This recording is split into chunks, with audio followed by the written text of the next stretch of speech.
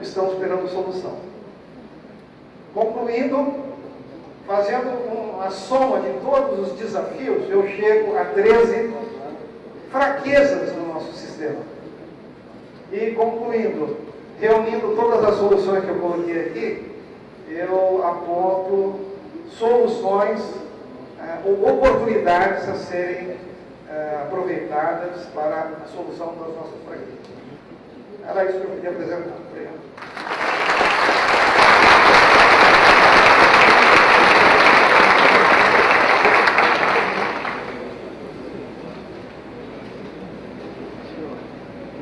Agora vamos chamar o senhor José Roberto Castilho Figueira, vice-diretor da Escola Politécnica da Universidade de São Paulo.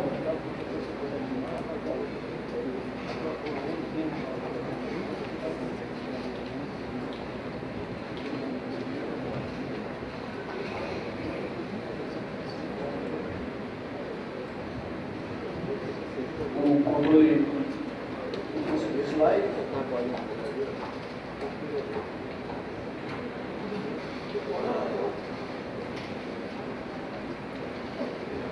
Boa tarde a todos.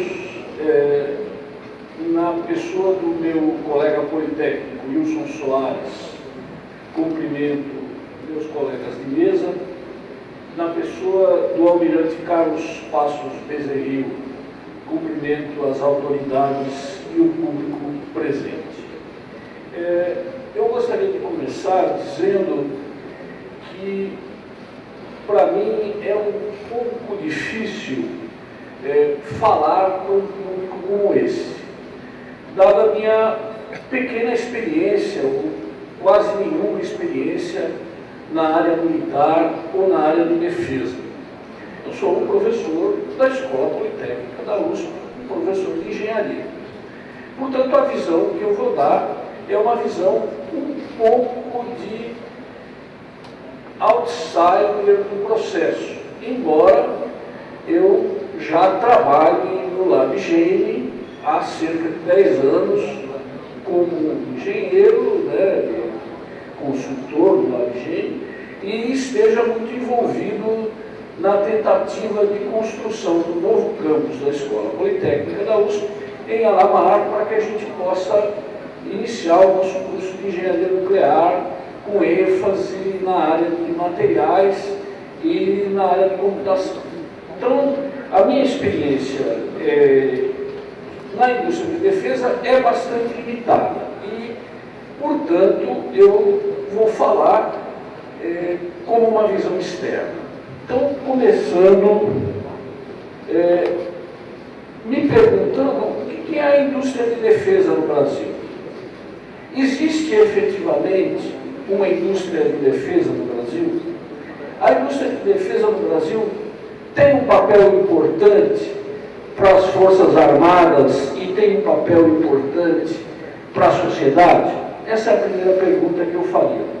Aí a gente vai, conversa daqui, conversa dali, e a gente percebe que a indústria de defesa brasileira é predominantemente estatal e é predominantemente ligada às Forças Armadas.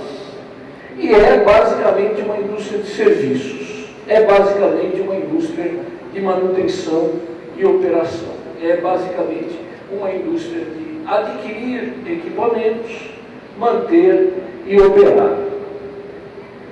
A inovação, o incentivo às iniciativas voltadas aos novos produtos, talvez não seja uma coisa de grande ênfase na nossa indústria de defesa.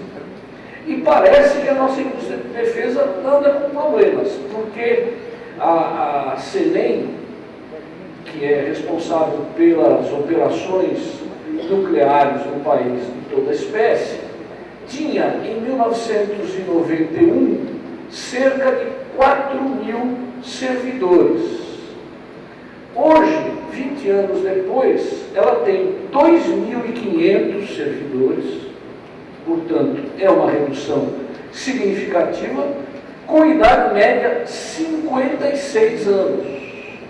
Então, me parece que este é o problema a ser discutido aqui.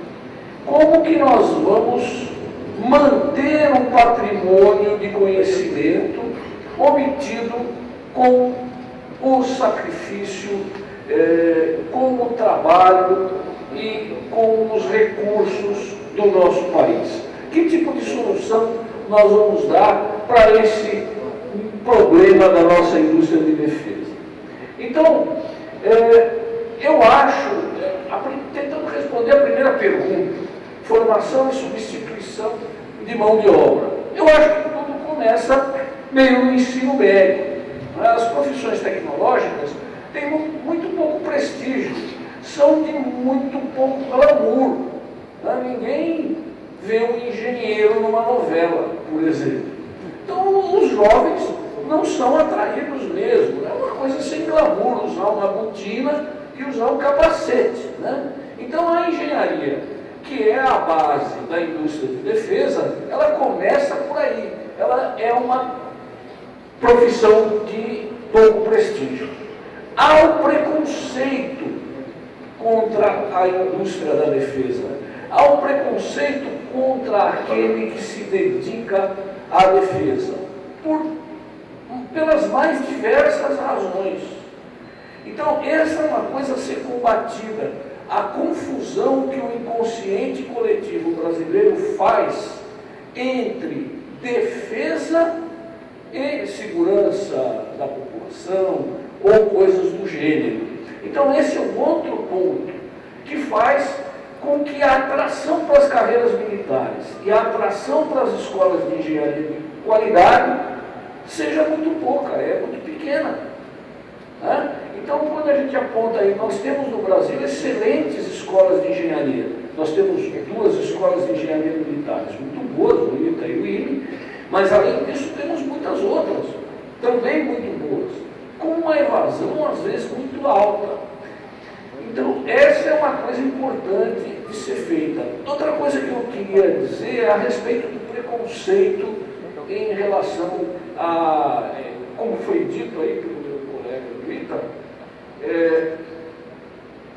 o trabalho que a imprensa faz contra a gente. Me admira muito que uma universidade que tem 80 mil alunos, a imprensa fala sobre 70. Eram 70 alunos em 80 mil que tinham esse preconceito. E a universidade só falou deles. E a imprensa só falou deles. E a imprensa não divulgou que a USP promoveu as USP Conferências em Engenharia, trazendo grandes autoridades do país e do exterior para um seminário dentro da Escola Politécnica. Nós mandamos mais de 20 press releases para a grande imprensa e recebemos sempre a resposta da imprensa assim: isso não é assunto do nosso interesse. Então a engenharia não é assunto do interesse da grande imprensa. Por que será que a engenharia não é assunto do interesse da grande imprensa? Então essas coisas todas são importantes. Outra coisa como eu falei no ensino médio, vamos agir apesar disso. Existem hoje programas de pré-iniciação científica, do CNPq, de secretarias de Estado, em que as principais escolas de engenharia vão ao ensino médio e trazem os alunos de ensino médio para dentro da universidade para trabalhar em programas de pré-IC. Isso poderia perfeitamente ser feito pelas escolas de engenharia, pelas escolas militares, trazer o estudante para ficar um dia ou um dia e meio nas escolas de engenharia por semana para desenvolver projetos. Há experiências de muito sucesso de programas de pré-IC e há bolsas para isso, totalmente subocupadas.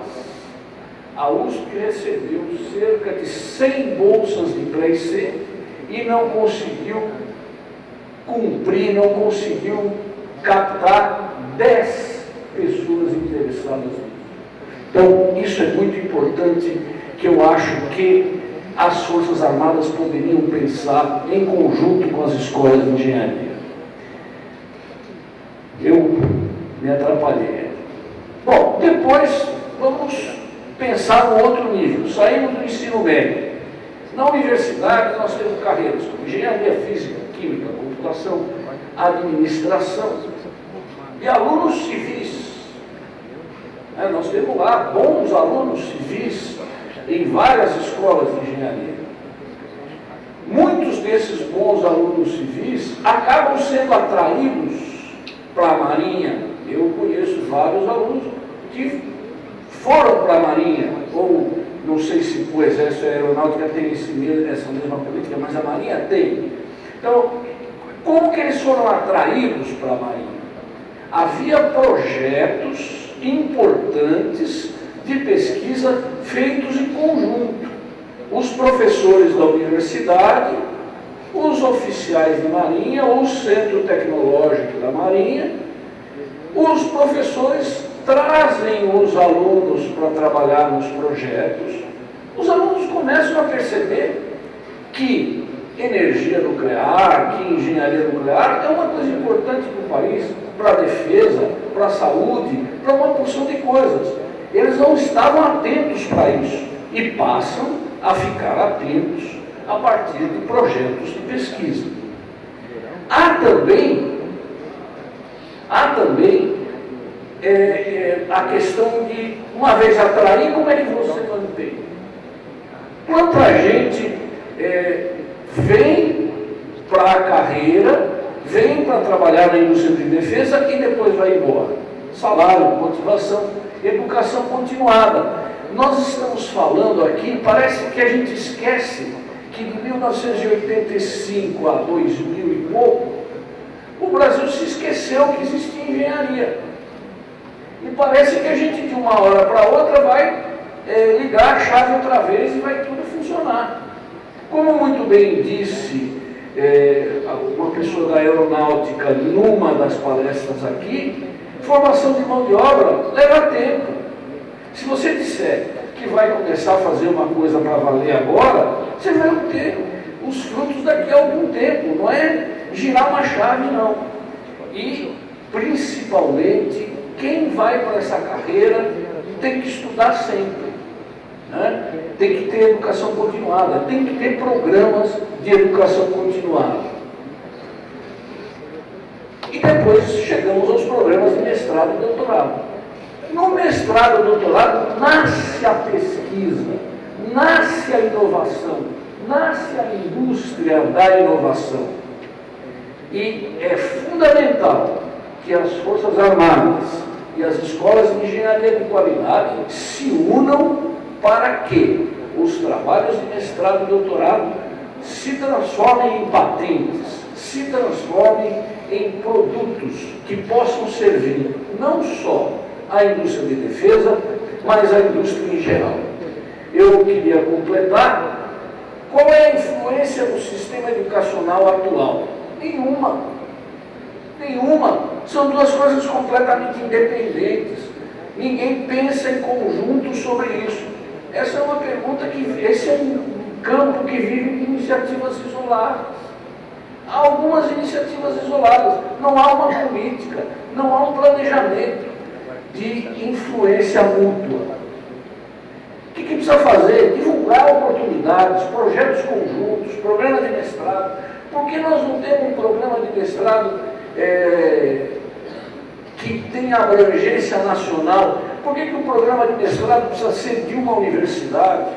No mundo da internet hoje, por que nós não temos um programa de mestrado de uma sociedade científica que envolva 3, 4 universidades em rede? Por que uma Força Armada não pode nos incentivar a fazer uma coisa como essa, em projetos de pesquisa que sejam do seu interesse? Que benefício a gente tem? É tão óbvio, né? É a melhoria da qualidade de mão de obra, o spin-off de produtos e empresas. Olha, pessoal, na década de 50, a Marinha associou-se à Escola Politécnica para a criação do curso de Engenharia Naval. O curso de Engenharia Naval, primeiro criado no Brasil, originalmente tinha como professores professores do MIT, oficiais de marinha, tinha como alunos oficiais de marinha. Hoje ele é um curso que tem vida própria, tem um spin-off. A engenharia naval da Escola Politécnica é um dos nossos cursos mais concorridos. E não é só engenharia naval mais, é engenharia naval e oceânica. O que deu um spin-off importantíssimo na construção de plataformas para a Petrobras e para a exploração de petróleo em geral. Então, com isso a gente diminui um pouco a dependência tecnológica, precisa investir, precisa planejamento. Queria só completar dizendo que a maior defesa de um povo, na minha opinião, é a defesa da sua cultura, do seu patrimônio cultural e do seu patrimônio territorial. E essa defesa não se faz sem educação. Essa é uma escola do século XIX no Colorado. Eu tirei essa fotografia quando eu passei por lá, de uma escola Standard School. Está faltando política pública de levar boa escola, de levar boa formação a todos. E quando você leva boa escola e boa formação a todos, parte da segurança já está garantida, porque a boa escola leva consigo a ética, que leva consigo a segurança. Muito obrigado.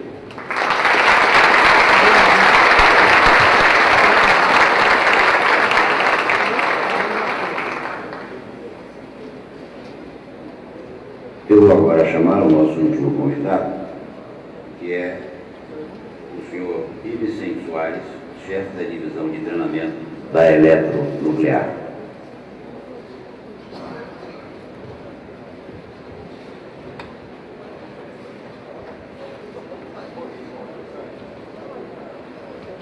Boa tarde a todos. É uma grande satisfação e honra estar aqui participando desse encontro, principalmente nesse local onde eu tive o privilégio de estudar por 4 anos.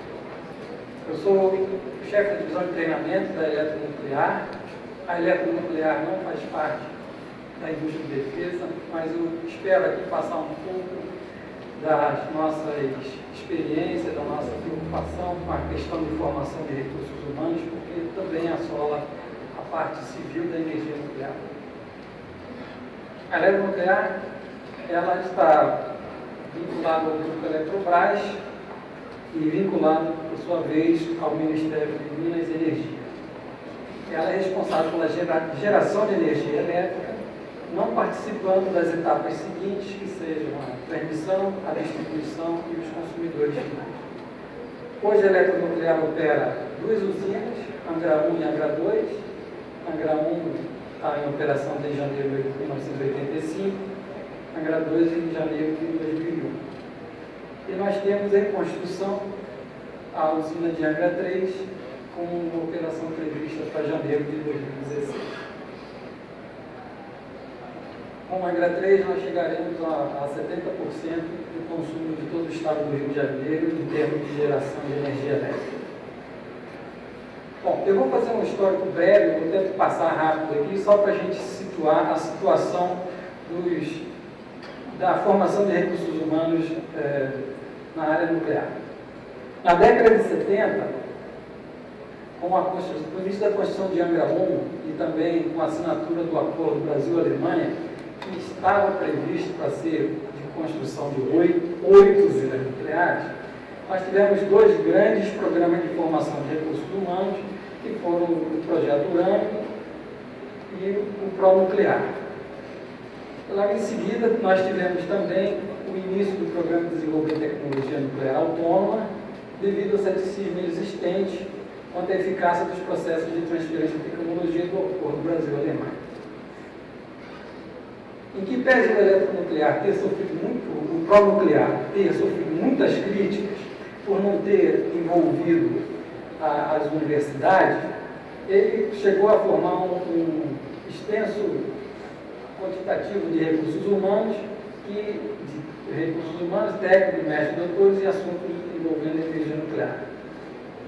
E esses profissionais que foram formados, eles também foram para as universidades, reforçaram os corpos discentes das universidades, criando os cursos de energia nuclear no país que até então não existia. Por exemplo, nós tivemos o caso do IPEM, em conjunto com a USP, formando o curso de energia nuclear, a Universidade Federal de Pernambuco, a Universidade Federal de Minas Gerais, o próprio IME e também a COP no Rio de Janeiro. Com a crise econômica ocorrida na década de 80, esses projetos foram desacelerados, né, e culminando com a suspensão ou a interrupção da construção da usina de Angra 2. O programa paralelo, ele continuou tendo um grande problema na década de 90, no governo Collor, onde eles foram praticamente extintos. Permaneceu só o programa nuclear da Marinha com sérias restrições financeiras. Portanto, hoje, nós temos um cenário totalmente adverso. Com todas essas idas e vindas, nós sobrevivemos esse tempo todo com esses recursos humanos formados basicamente no polo nuclear e algumas iniciativas isoladas, como o caso da Marinha, que ela fez o programa de formação dela independente. Mas o quadro nosso é altamente promissor. Por quê? Porque nós temos a usina de Angra 3 em construção, nós temos o programa da Marinha em andamento, o Plano Nacional de Energia de 2030 prevê de 4 a 8 usinas adicionais, nós temos o reator multipropósito brasileiro, ou seja, nós temos uma demanda muito grande de profissionais do setor nuclear, o que certamente vai culminar num desafio para a formação. Portanto, aumentando ainda esse desafio que já existe, nós temos um problema também que o brigadeiro Pazini falou, né, da questão da idade média dos nossos servidores. A idade média não é só elevada não só na Comissão Nacional de Energia Nuclear, mas também na eletronuclear e aí vai. Ou seja, em menos de 10 anos nós vamos ter metade do nosso pessoal já aposentado. Então, diante desse fato, para a elaboração de uma política de formação e substituição de mão de obra que garante a perenidade dos conhecimentos e tecnologias adquiridos, nós, eletronuclear, sugerimos e estamos promovendo. Primeiro, eleger um órgão central, responsável pela coordenação da formação desses recursos humanos. Essa aí não é uma coisa, por exemplo, que é mandatória, mas vai facilitar muito. Se, por exemplo, cada instituto de pesquisa for se dirigir a um órgão de fomento para pleitear bolsas, etc., vai ficar muito mais complicado do que havendo um órgão central. Pois, nós estamos na eletronuclear realizando um mapeamento de competências críticas existentes e necessárias. Isso é fundamental para nós sabermos quais são os profissionais que nós vamos precisar e quando. Indicar faixa etária e taxa de evasão, nós temos que fazer essas projeções para saber quando o nosso pessoal vai se aposentar e com essas informações definir em que áreas seria necessária a formação de nossos profissionais. A eletronuclear está indo nessa linha, está fazendo um mapeamento de competências críticas, tem muitas pessoas que têm competências tácitas, outras não tácitas, e nós temos que saber tudo isso. Por exemplo, nós temos pessoas chaves e o Grupo Eletrobras lançou agora um plano de emissão incentivado, ou seja, era tudo que não podia acontecer, né? Então nós estamos terminando. Nós conseguimos atrasar esse plano de emissão incentivada para terminar o nosso processo de mapeamento de competências críticas e aí liberar só aqueles que nós pudermos substituir com facilidade. Ainda em termos de política de formação, que é a resposta da primeira pergunta, elaborar e implementar uma política de formação com expectativa de emprego, balanceando as quantidades de especialistas formados e absorvidos no setor. Então, isso já foi colocado também, existe um desencontro, né, o doutor Márcio Guerra colocou muito bem, esses desencontros entre oferta e demanda de mão de obra. Não adianta a gente formar um monte de gente que não vai ter emprego. E a gente precisa formar exatamente aquelas pessoas que nós vamos precisar no futuro. Bom, caso necessário, precisamos criar mecanismos para atrair os jovens para serem formados no setor. Isso aí, o caso necessário, o pessoal para ser gentil, né? Mas precisamos fazer isso urgente. Eu participei de uma conferência em Moscou, onde eles, para atraírem as pessoas para a área nuclear, que é uma área controversa, né? Eles criaram jogos de computador, parecido com aquele SimCity, que você monta a cidade, e o jogo forçava a pessoa a ter que optar por usina nuclear, porque era a forma mais limpa e mais barata de se gerar energia. Então, até isso eles estão fazendo. Bom, esse outro ponto é um ponto que a gente acha crucial, que é criar uma oferta de bolsa de estudos direcionada para as áreas de interesse da indústria nacional de defesa. No caso, área nuclear, área de defesa.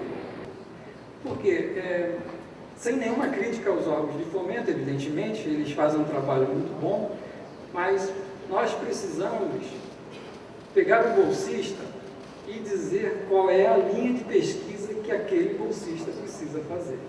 Então, hoje, com o sistema de bolsas através de editais, isso fica mais simples e a Eletronuclear já está fazendo isso em contato com a CAPES. E manter um rigoroso acompanhamento da política implementar e do nível dos cursos oferecidos. Não adianta, nós temos que acompanhar passo a passo esse processo.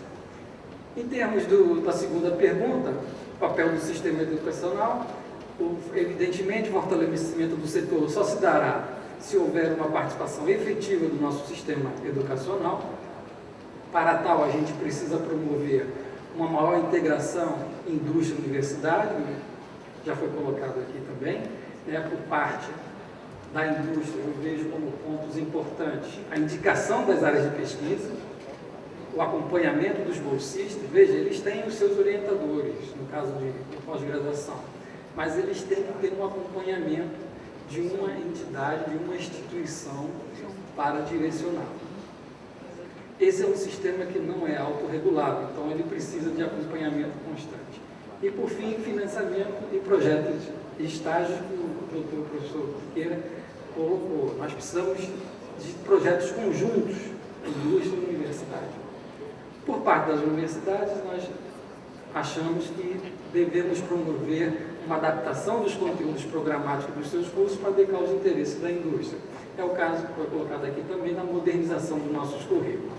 Por exemplo, promover inovações curriculares diante do cenário de tantas incertezas e uma avaliação do formato tradicional do doutorado, visando promover a formação de profissionais mais versáteis, capazes de atuar em ambientes heterogêneos, por ser considerado limitado do ponto de vista do desenvolvimento de competências necessárias para um ambiente de trabalho em forte mutação.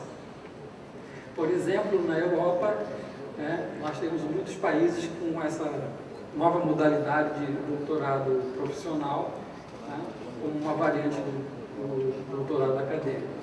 O doutorado profissional, ele, em geral, é relacionado a projetos de pesquisa desenvolvidos no âmbito de empresas e outras organizações não acadêmicas.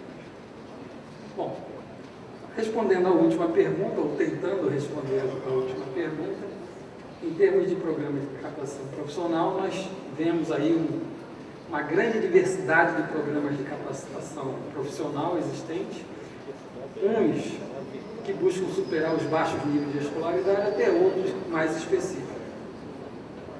Muitos são sem vínculos empregatícios com as instituições, mas permite, por exemplo, como o Bolsa RAI, por exemplo, já mencionado aqui do Dr. Guilherme, permite um tempo para possível absorção pelo setor. Isso é muito importante. A Eletronuclear está na linha de fazer um mestrado, doutorado, depois conseguir um estágio remunerado nas instituições da área nuclear. Ou seja, a instituição que vai direcionar aquela linha de pesquisa depois vai acolher aquele bolsista de 4 a 5 anos e ele vai trabalhar sempre naquela instituição.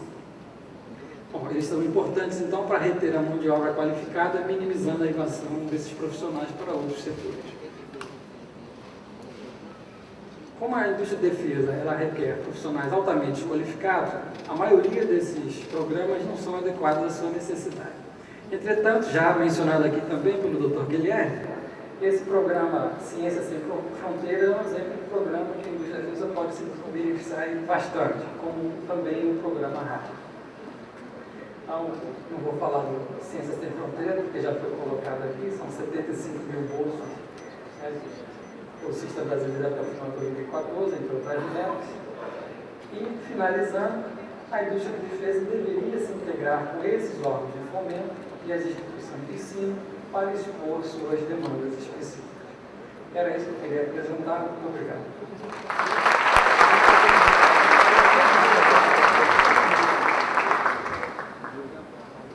São 6h25, o nosso painel está previsto para terminar às 6h30 da noite. Então, eu vou perguntar à primeira mesa se concorda em ficar pelo menos mais uns 15 minutos a 20 minutos para podermos, pelo menos, de algum modo, permitir a participação da audiência. Nesse sentido, eu faria uma pergunta encaminhada, foram várias, em geral para a mesa e em particular para os palestrantes, endereçar à mesa. Então, todos teriam de 3 a 5 minutos para fazer a sua intervenção e, em seguida, eu darei por terminado o nosso painel. Talvez por um bias meu, eu sou o único da área de ciências humanas aqui na mesa, me chegou uma pergunta que me interessou. Eu gostaria de ver como meus colegas com formação nas chamadas exatas, aliás, uma designação que eu nunca concordei, porque tem que haver uma designação certa, mas eu sempre que falo com meus colegas de conselho que são das exatas, ou são biomédicas, ou são da natureza, eu sou de humanos, né, e nós discutimos, eu falo, pois você é da exata, né? Eu posso dizer que você é desumano, né? Ou você é da biomédica, quer dizer também que eu sou apenas um humano que não tem doença, né? Então, como é que essas separações, evidentemente, que são meramente conceituais, e o conhecimento, ele visa uma compreensão que tem uma base necessariamente humanística, que tem que ser de todos os cientistas. Afinal, a ciência é produzida para a ciência, para os homens e produzida por seres humanos. Então, a pergunta é o seguinte: como os historiadores, além de engenheiros, podem ajudar a discutir as questões da defesa, como professores podem participar das soluções das questões da política de defesa e as suas perspectivas do ponto de vista brasileiro. Então, eu vou inverter agora a ordem, de tal modo que os últimos serão os primeiros os últimos. E vou começar, então, pelo senhor Dr. Ibson Pinto Soares, que foi o último a se pronunciar, mas vai ser agora o primeiro a ser chamado para responder a essa questão. Quer dizer, como vê os seus colegas na defesa?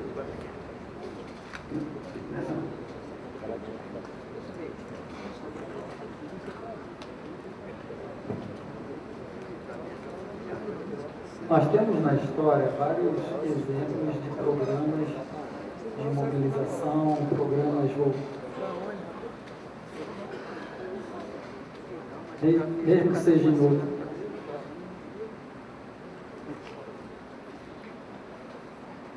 Alô? Desculpa. Então, nós temos na história vários exemplos de mobilização ocorrida em outros países, exemplos de surgimento e desenvolvimento de indústria de defesa, que eu acho que poderiam ser explorados e utilizados para incentivar, né, e distribuir essas informações. Então, os historiadores eles têm um papel grande nesse aspecto, como também outros professores utilizando esses tipos de exemplos. Nós temos exemplos nossos, nacionais, que nós mesmos não utilizamos muitas vezes. Tá? Certo, agora, então, o professor José Roberto Iqueira. Bom, essa é uma pergunta difícil, né? Eu considero muito difícil, não sei responder bem, mas eu diria que nenhum fato está fora do contexto histórico.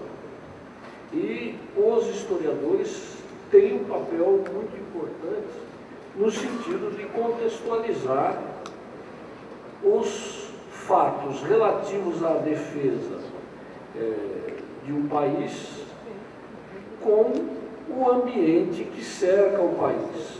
Hoje, por exemplo, pela manhã, eu ouvi o embaixador dizer que a gente acha que não tem problemas com os países da América do Sul que têm fronteira conosco.